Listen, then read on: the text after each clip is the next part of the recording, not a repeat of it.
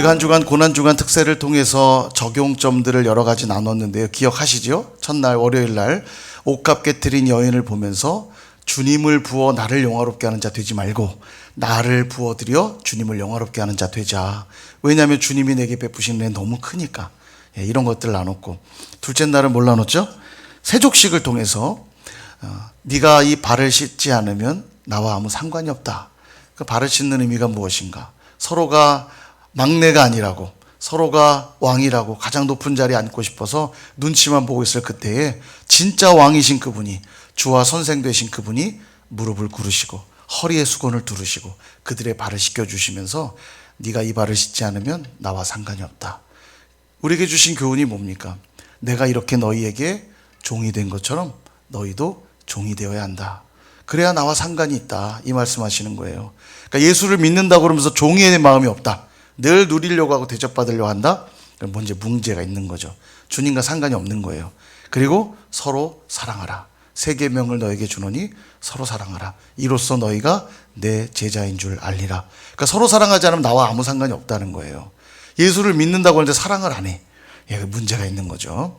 그래서 이것을 우리가 두 번째 날 적용했고, 세 번째 구레네 시몬을 보았죠. 억지로 지워졌으나 그 십자가는 구레네에겐 축복의 십자가였습니다. 그 십자가를 지고 주님과 함께 골고다 언덕까지 나아가서 주님이 십자가 달리시는 장면을 그 앞에서 보고 그는 교회의 가장 중요한 핵심 인물로 쓰임받은 그런 영광스러운 사실을 확인했죠. 그래서 셋째 날 우리는 십자가 지는 삶을 기꺼이 살아가자 나눴고요. 넷째 날 십자가에 달리시면서 탄식하셨던 주님을 보았습니다. 엘리 엘리 라마 사박다니, 어찌하여 나를 버리셨습니까? 탄식하신 주님.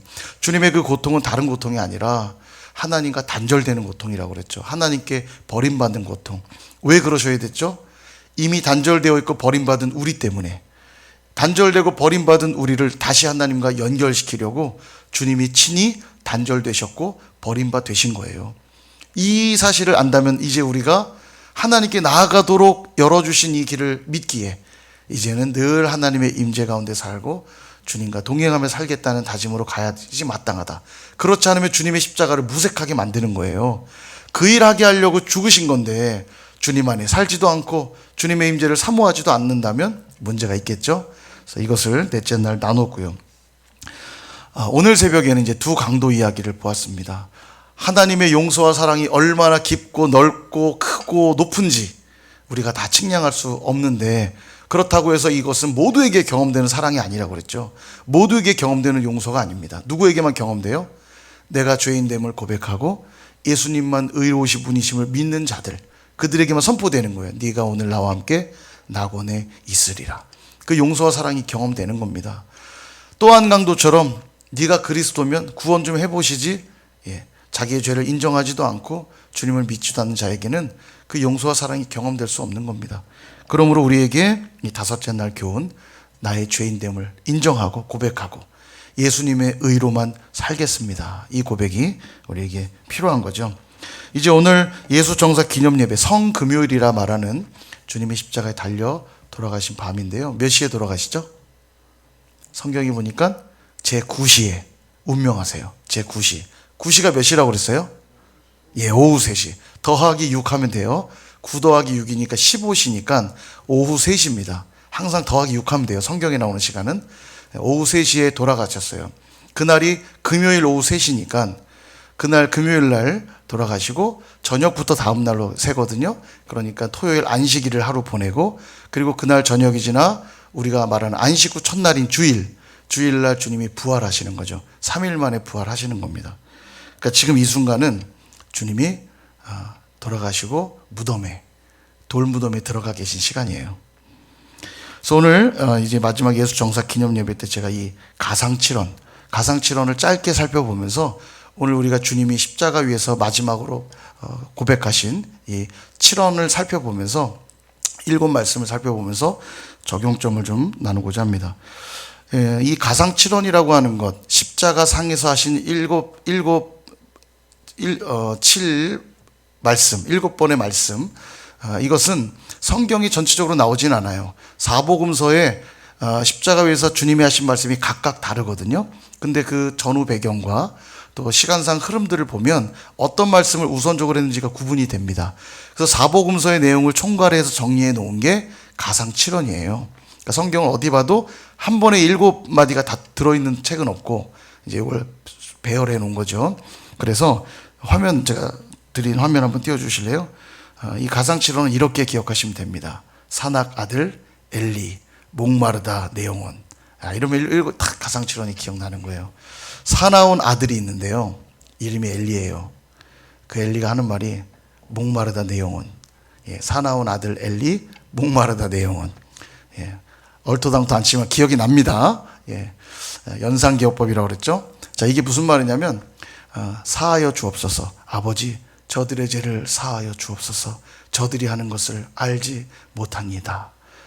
사하여 주옵소서.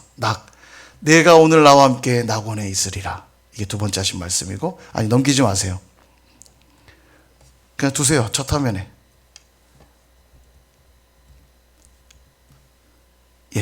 자, 그 다음 아들이죠. 여자여 보소서 아들이니이다. 내가 아들이라는 거죠. 마리아를 향해.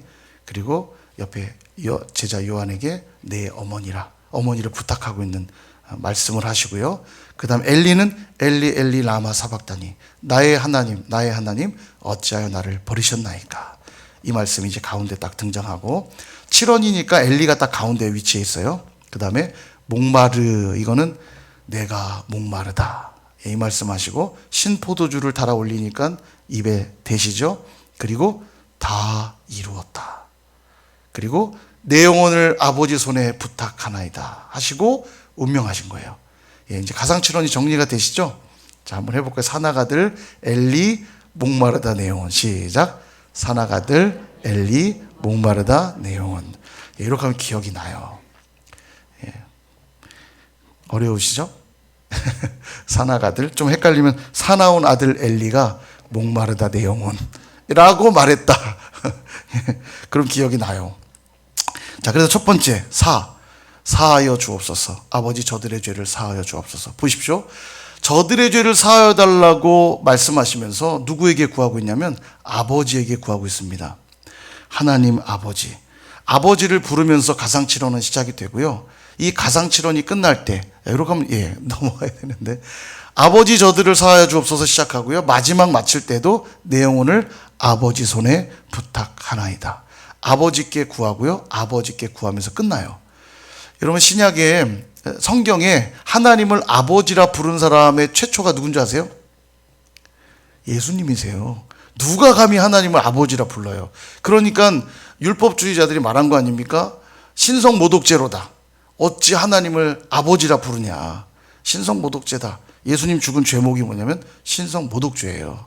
신성모독죄. 잘못한 게 없으니까 죄를 찾다 찾은 게 신성모독죄. 하나님을 감히 아버지라 불렀다. 그러나 예수님이 십자가에 죽으시며 우리 죄를 사해 주심으로 이젠 우리도 하나님을 아버지라 부를 수 있게 된 것이에요. 원래 우리는 죄로 인하여 누구의 자녀입니까? 마귀의 자녀였어요. 마귀의 자녀. 악한 영의 자녀였습니다, 우리가. 그러나 예수님이 그 죄값을 치르시면서 하나님의 자녀로 입양시키셨어요. 우리가 양자 된 것입니다. 양자, 그러니까 뭔가 좀 이상하다 싶지만 양자에겐 법적 효력이 동일해요, 자녀와. 그러니까 자녀가 되었다는 뜻이에요. 하나님의 자녀가 된 것입니다. 하나님을 아버지로 모시고 사는 의미 두 가지라고 제가 주일날 말씀드렸죠. 첫 번째는 아버지께 모든 걸 다 맡기는 삶을 살겠다는 고백이에요. 아버지께 다 맡기죠. 돈도 타고 또 아버지와 함께 집에서 살고, 두 번째는 아버지를 닮는 삶. 자녀니까요. 아버지를 닮는 삶을 산다는 거예요. 여러분, 예전에 그 어떤 드라마에 보니까 이런 말이 나왔는데 참 인상 깊어서 제가 어디 적어놨는데, 부모가 이 세상을 맞서는 무기가 있는데 그게 자녀라는 거예요. 자녀. 제가 참 와닿더라고요. 부모에게는 어떤 세상과도 맞설 수 있는 무기가 있는데 그 무기가 자녀라는 거예요. 정말 그렇잖아요. 자녀를 위해서라면 뭐든지 하잖아요. 근데 우리 하나님 그렇게 하신다는 거예요. 이제 아버지가 되셔서 예수 그리스도로 말미암아 자녀된 우리를 위해 뭐든지 하시겠다는 거예요.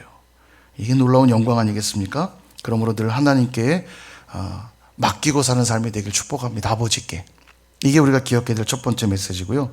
두 번째, 낙원에 있으리라. 내가 오늘 나와 함께 낙원에 있으리라. 오늘 새벽에 이미 말씀 본 것처럼 십자가의 자리는 흉악범이 달려야 될 자리입니다. 우리가 달려야 될 자리예요. 내가 그런 흉악범이라는 이야기죠. 먼저 이 죄인됨을 고백하는 것, 그리고 오직 의는 예수님께만 있다는 걸 고백하는 것. 이것이 두 번째 예수님이 제 두 번째 말씀을 하신 내용인 것이에요. 의가 나에게 있지 않고 예수님께만 있습니다. 이 고백 드리는 거죠. 그러므로 이제는 나의 죄성을 따라 살지 않고 어떻게 살아요? 예수님의 의를 힘입어 살기로 결단하는 것이에요. 이게 오늘 기억해야 될 두 번째 주님의 말씀의 교훈이죠. 세 번째, 아들이니이다. 여자여 보소서 아들이니이다. 마리아 어머니를 향해서 그 떠나시는 상황에도 어머니 마리아를 챙기고 있습니다. 염려하고 계시죠. 육신의 어머니였던 마리아. 여러분, 이 마리아의 삶도 참 기고했습니다. 동정녀의 몸으로 자녀를 낳았기 때문에 끊임없는 오해들을 받았겠죠. 설명한다 한들 믿기가 쉽지 않잖아요. 성령으로 잉태된다는 것. 뒤에서 다 남자 만나놓고 아닌 척한다고. 그죠? 욕을 먹고 오해를 받았을 것이고요. 또 남편 요셉을 아마 일찍 여인 것으로 보입니다. 그러니까 홀로 자녀들을 키웠을 또 어머니 마리아. 그리고 예수님이 메시아라고 다니면서 여러 사역들을 하실 때 동네 사람들은요, 예수님을 미친 사람 취급했습니다. 그리고 배척했죠. 아이고, 저 목수의 아들 주제에 자기가 무슨 메시아라고 배척하죠. 그 모습을 보며 마음 아팠을 어머니. 아무런 죄도 없는데도 저 처참한 십자가에서 먼저 아들을 떠나 보내야 되는 그 모습을 보고 있는 마리아 어머니. 그 어머니를 제자 요한에게 부탁하며 이제 세상을 떠나시니까 그 육신의 어머니였던 마리아를 요한에게 부탁하며 이야기하고 계신 거예요. 주님이 보여주시는 진정한 긍휼의 마음이죠. 저는 그런 생각이 들었어요. 그 자리에 마리아만 서 있는 게 아니라 오늘 저와 여러분들이 그 자리에 서 있지 않나 싶어요. 주님이 그 십자가에 달리셔서 그렇게 말씀하시는 듯해요. 우리를 향해서 마리아 어머니를 부르듯 우리 한 사람 한 사람의 이름을 불러주시는 거죠. 긍휼의 마음으로 끝까지 돌보시고 챙겨주시는 주님의 긍휼의 마음을 느끼게 됩니다. 그래서 제 3원을 통해 확인하는 것은 주님이 그 십자가 위에서 바라보시는 그 긍휼의 마음, 우리가 그것을 잊지 말아야 된다는 것이에요. 그리고 우리도 그 예수님처럼 긍휼의 마음을 가지고 살 필요가 있습니다. 그게 십자가를 믿는 자들의 모습이라는 거죠. 네 번째, 엘리 엘리 라마 사박다니. 나의 하나님 어찌하여 나를 버리셨나이까. 제 9시가 되어서 운명하시죠. 오후 3시에 마지막 운명하실 때 너무 고통스러웠습니다. 그 고통은 하나님과 단절되는 고통이었다고 했죠. 그 단절, 그 버림받음, 왜 감당하셔야 했냐면 단절되어 있고 버림받은 우리를 위하여서 단절되셨던 거예요. 우리가 다시 하나님께 나아갈 수 있도록 하려고. 그러므로 제4원을 통해 우리가 확인하는 건 우리를 하나님께 나아가도록 하시려고 십자가를 지셨다는 사실을 기억하면서 하나님의 임재 가운데 살겠습니다. 다짐해야 되는 거죠. 늘 주님과 동행하겠습니다. 이 고백이 있어야 되는 것이에요. 그래서 우린 지금도 예배하고 기도하는 거잖아요. 십자가의 은혜 때문에. 그죠? 5원, 내가 목마르다. 내가 목마르다. 이 말씀을 하시니까 신포도주를 들려 올려주거든요. 왜 목마르다 얘기하셨냐면 시편 69편에 있는 말씀을 성취하기 위함입니다. 거기 보면 그 적들이, 원수들이 내게 초를 입에 갖다 대었나이다. 그 말씀을 응하게 하시려고 내가 목마르다 이야기하셨고, 실제 로마 병정에 의해 신포도주를 입에 대시게 되죠. 마지막 죽으시는 그 순간까지도 말씀을 성취하는 것이 유일한 목표였어요. 우리 예수님은 그렇게 철저하게 하나님 뜻대로 순종하셨기 때문에 저와 여러분에게 온전한 구원의 은혜가 주어진 것입니다. 큰 은혜죠. 영혼의 갈증에 시달리고 있는 우리에게 주님이 진정한 생수가 되어 주셨습니다. 이제 그분을 믿기만 하면 그 배에서 생수의 강이 흘러넘치는 것이에요. 그러므로 제5원을 통해서 우리가 확인하는 것은 영원한 생수 되시는 하나님의 말씀 없이는 우리가 이제는 살 수가 없다는 것이에요. 터진 웅덩이, 썩은 웅덩이 물로 살지 않고 이제는 내가 진정한 생수 되는 하나님의 말씀으로만 살겠습니다. 이 고백이 오늘 5원에서 기억해야 될 교훈인 거죠. 자, 6원, 다 이루었다. 드디어 다 이루었다를 선포하고 계세요.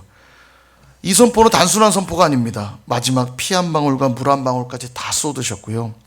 모진 순환과 비난을 다 감당하시면서 당신의 모든 것을 다 내어주셨다는 고백이에요. 이게 다 이루었다에 담겨 있는 겁니다.